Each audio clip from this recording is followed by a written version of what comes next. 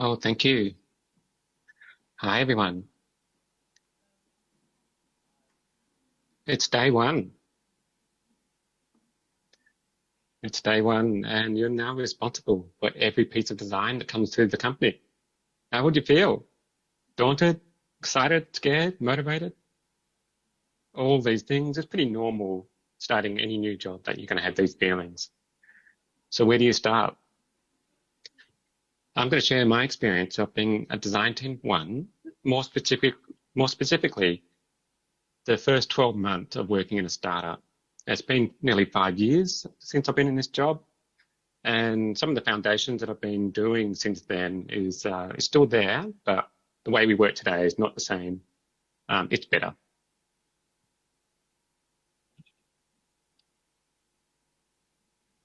So, why work in a startup? I didn't know it at the time, but my first job out of university was in a startup. I worked in a digital agency. I had a head full of ideas. Anything was possible, and there were no rules. I got to work closely with my boss and mentor, who left his cushy job in advertising to get into digital. And this gave me access to one of the best creative directors in the business. I doubt that I would have had the same level of access at a larger company. I got to pitch my ideas directly to the client, and I'm terrible at this, but I got to create some amazing projects for household brand names. What gets you out of bed? For me, it's autonomy, mastery, and purpose. Autonomy is the need to direct your own life work. To be fully motivated, you must be able to control what you do, when you do it, and who you do it with. Mastery is the desire to improve. If you're motivated by mastery, you'll likely see your potential as being unlimited.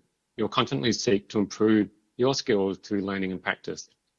Someone who seeks mastery needs to attain it for its own sake. And lastly, I get disengaged and demotivated at work if I don't understand or can't invest in the bigger picture. But if I believe what I'm working towards is something larger and more important than myself, I'm prepared to work hard, be more productive and engaged. Where I work, the vision is everything. Tell me what I'm doing, why I'm doing it, and how. Big love for this. Another important thing I find is understanding how you work best. So you would have heard about this a little bit this morning around disc profiles and strengths. So whether it's Clifton Strengths, Mybriggs, or disc profiles, you can use these tools to focus on playing to your strengths. And not only that, you tell people that you play with how you play best, and they will create space for you to be your best.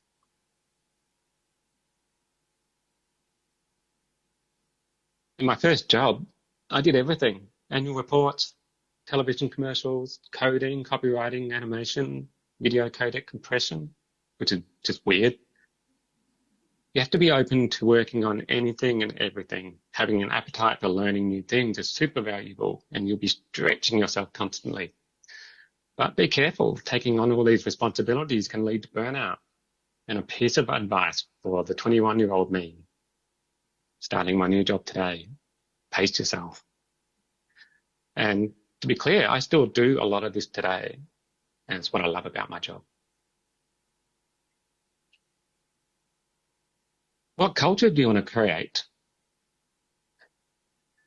I've worked for advertising agencies, design agencies, marketing agencies, software companies. I've worked both in-house and as a freelancer, and there's no best or better. But I did learn some things along the way, and here's my top three insights.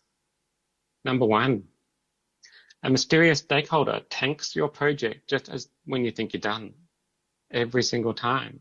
And you have to go back and do it again. Where do they come from? Who are they? Like, how can they drop into your project at this time when you think you're finished?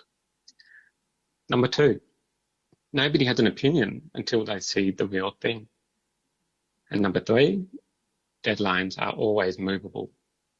So with this in mind, I set out to create a culture that eliminates these three particular things. I really wanted full transparency of my work to the entire company.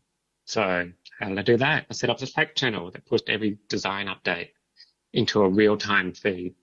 And this allowed everyone to see progress, see new ideas come through, comment, review, have conversations. It got them in early.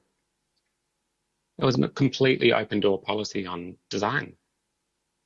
And what happens when you have complete transparency? Well, you establish and maintain trust because they see work coming in. Stakeholders come in and give feedback early and often, and it fosters collaboration and creates visibility. It's a win-win-win. Remember that mysterious stakeholder that tanks your project at the end? What I learned that no one has an opinion until they see the real thing. No amount of sketches, wireframes, prototypes will ever get you over the final hurdle of this scary sentence that they say, oh, I didn't think it was going to look like that. So what did I do? I started creating high fidelity designs to unlock conversations as problem solving tools. And I would show these designs to people early, often and frequently. And this moved our conversation into problem solving space really, really quickly. And we just iterate and we iterate until we get it right. And this works really, really well on the space that I'm in. And to be clear, we do the research. As a team, we are set on finding out the why, but when it comes to design, I'm just trying to figure out the how. And just because we work quickly doesn't mean that we smash our deadlines. In fact, we don't have deadlines. We do the work until it's done. For design, this means continuous iterations and user testing and feedback to ensure what we're doing is the best outcome for the problem that exists today. We ship 20 times a day, and if something isn't hitting the mark, we'll improve it. Getting new and improved tools, features, and functionality into the hands of users quickly is our competitive edge, but solving the right problems is more important than shipping, and it doesn't have to be perfect. And we say nothing's ever done, it's just done for now. So where do you start? I literally started at the supermarket. Our biggest customer is based there, and I got to learn a lot about the product that I work on and the people who use it. One of the quickest ways you could do to get up to speed is rebuild the product or the platform with the tools, your design tool of choice. And what happens when you recreate the platform is you have to ask questions of why is that there? How does that work? What's going on over here? And you'll suddenly learn a lot about the decisions that are being made in the current product. And it's a really good way of getting up to speed. This book was a really great book for me at in the start of my job, and it kind of gave me a lot of confidence and background into what should I do next? What are the things that are important? So I started reading this, I took my lessons, took what I needed from it and applied it to the job. Typography, spacing, layouts, icons. I didn't have time to come up with a new system. I had to look to frameworks. And you need a framework that resonates with your way of thinking. And looking back, I'd probably go for a 4-point grid system. But I mean, after 4 or 5 years worth of work, it's still holding up pretty well. Design principles is another way of being able to communicate how you want to work. It took me about 5 weeks to start and finish this off, and starting's hard. And I shared this with the entire company. I shared this with every new employee that came to the door. I gave them instructions on how to work with designers and let them know that they can talk to me anytime. I wanted design to be accessible to everybody. It's a marathon and not a sprint. If you're a designer, chances are you're looking at inspiration from some of your favorite products and services. So did you see what they looked like when they started?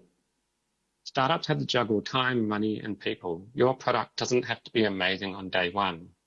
I'm 5 years into the journey, and I'm now starting to design the product that I wanted to do 5 years ago. It just takes time. You have to know your market. This is the #1 news source for the industry that I work in. I took this screenshot last week. You're not magically teleported to 2001. This market if this is my market, then I just know that a little bit of design is going to go a long way. I don't have to do a lot to achieve a lot. And knowing your market and where you're positioning yourself is really, really key to this. And lastly, in a startup or any company for that matter, building great teams means that you have to be actively involved in hiring. If you're hiring more designers, think about what skills you'd like them to bring to the table. You must be part of hiring engineers, QAs or testers, product managers, data scientists. These are the people you will be working alongside more than any other designer. And not only that, you have to hire for diversity.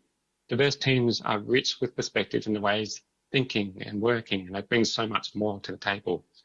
And why wouldn't you want a richer life experience? So it starts with you as a designer.